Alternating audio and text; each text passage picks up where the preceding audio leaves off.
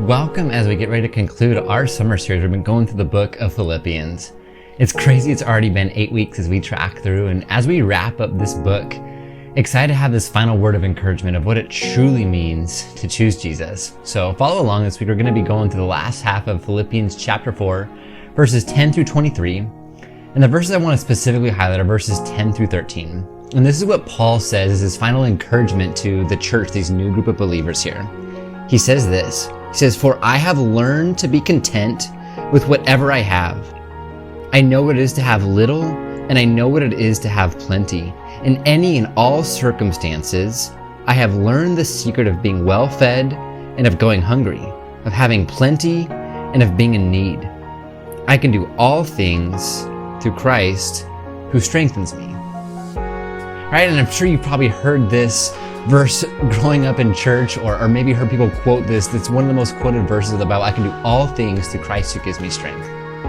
And yet I think sometimes this verse is taken out of context, right? Paul is writing, and before he even gets to this statement of I can do all things through Jesus, he's saying, I know what it is to be content. I've learned the secret of what it means to be content in life. Oh, what a secret to be unlocked, right? If we could actually grasp that and discover what it means to be fully content and happy and joyful with our circumstances. Right, and Paul here, he's saying, I know what it is to have plenty and what it is to have nothing. I remember Paul, before he became a follower of Jesus, he was literally the highest place that he could be in Jewish culture. He was the top, he was a teacher, he was a rabbi, he had influence, he had power, he had sustainability in his life. He was someone that people looked up to and revered. And he went from this high place and standing in society to following Jesus, where he then became persecutor for what he believed in. Paul's literally writing this letter from prison. And so Paul's saying, I went from everything to nothing. And he says, in all of these circumstances, I've learned what it means to be content. And this is the secret. He says, I've learned that it isn't about the situation, the circumstances around you. It's about Jesus. It's about Jesus at the center of Paul's life. He says, when I focus my eyes on Jesus, I realize that everything around me pales in comparison to the joy and to the life and to the freedom that I have in being in a relationship with God. Right? As Paul's posing this question, is Jesus enough for you? Is Jesus enough for you? That when everything in life is stripped away, the good things, the hard things, when everything is gone, at the end of the day, if all you have is Jesus, would that be enough? Would you be okay with that? And I look at our culture and I think of my own life, of what it means to be content. Right? I think about financially, I think about, man, it'd be so nice to be at this level financially, or to have this sense of sustainability.